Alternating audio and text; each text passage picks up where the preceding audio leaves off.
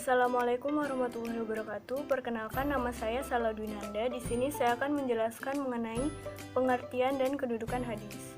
Pengertian hadis.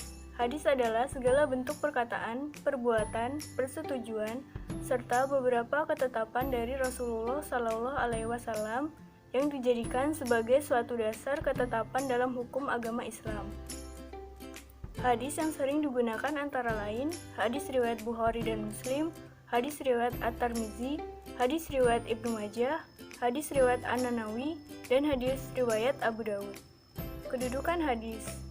Bagi umat Islam, kedudukan hadis sebagai sumber kedua ajaran Islam tidak lagi diperdebatkan, karena sudah jelas landasannya baik dari Al-Quran maupun dasar logika.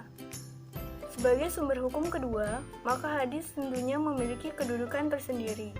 Banyak dari sumber-sumber hukum yang berasal dari nas dalam hadis, namun tidak dirincikan dalam Al-Quran ataupun tidak ditemukannya ayat yang membicarakan secara tegas dalam Al-Quran. Perkenalkan, saya Fikri Al-Madani. Di sini saya akan menjelaskan tentang fungsi-fungsi hadis. Fungsi hadis itu ada empat macam. Yang pertama, bayan al-takrir. Fungsi hadis sebagai bayan al-takrir yaitu memperkuat isi dari Al-Quran. Contohnya, hadis mengenai perintah berwudu. Rasulullah SAW bersabda, tidak diterima sholat seseorang yang berhadas sampai ia berwudu. Hadis riwayat Bukhari. Hadis ini mentakrir dari surah Al-Maidah ayat 6.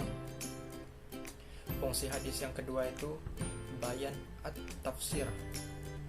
Fungsi hadis sebagai bayan at-tafsir berarti memberikan tafsir atau perincian terhadap isi Al-Quran yang masih bersifat umum, serta memberikan batasan-batasan atau persyaratan pada ayat yang bersifat mutlak. Fungsi hadis yang ketiga, bayan at-tasyiri. Hadis sebagai bayan at-tasyiri berarti pemberi kepastian hukum atau ajaran Islam yang tidak dijelaskan di dalam Al-Quran.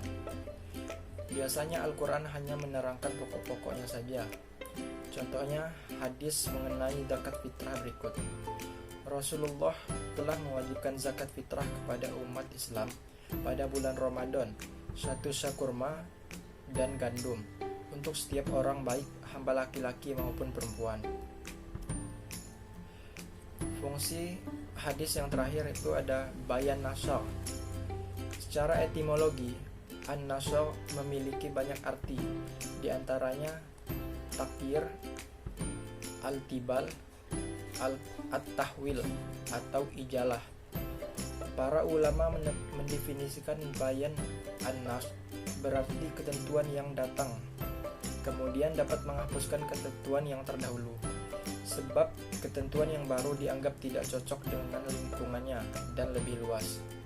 Nama saya Clara Dita Angelika. Di sini saya akan menjelaskan tentang hadis qudsi. Hadis qudsi merupakan salah satu hadis yang ada dalam agama Islam. Berasal dari bahasa Arab yang artinya suci. Di dalam qudsi menggunakan kata Allah berfirman. Maksudnya adalah ketika Rasulullah SAW mengatakan suatu hadis menggunakan kata Allah berfirman, berarti hadis tersebut bersumber dari Allah Subhanahu wa Ta'ala.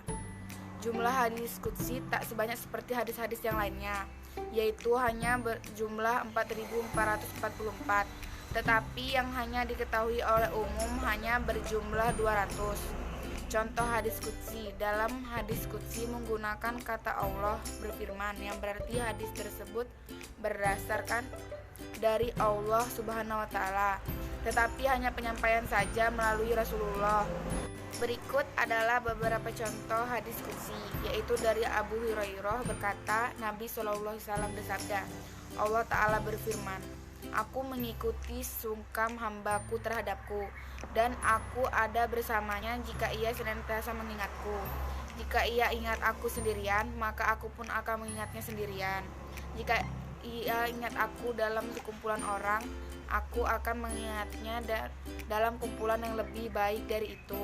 Jika ia mendekat kepadaku sejengkal, aku akan mendekat kepadanya sehasta. Jika ia mendekat kepadaku sehasta, aku akan mendekatkan kepadanya satu depa. Jika ia datang kepadaku dengan berjalan, aku akan datang kepadanya dengan cara berlari. Kesimpulannya adalah hadis ialah sesuatu yang berasal dari Rasulullah SAW, baik berupa perkataan, perbuatan maupun penetapan pengakuan.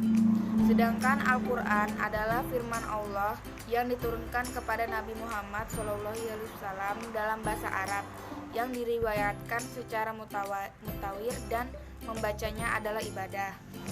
Hadis merupakan sumber hukum kedua setelah Al-Quran, sehingga hadis memiliki berbagai fungsi, yaitu sebagai bayan takrir, bayan tafsir, bayan tasyri, dan juga bayan nasyak. Meskipun demikian, hadis dan Al-Quran memiliki beberapa perbandingan. Di antaranya, Al-Quran merupakan kalam Allah yang disampaikan secara mutawir, sedangkan hadis adalah dari Nabi yang tidak semuanya diriwayatkan secara mutawir.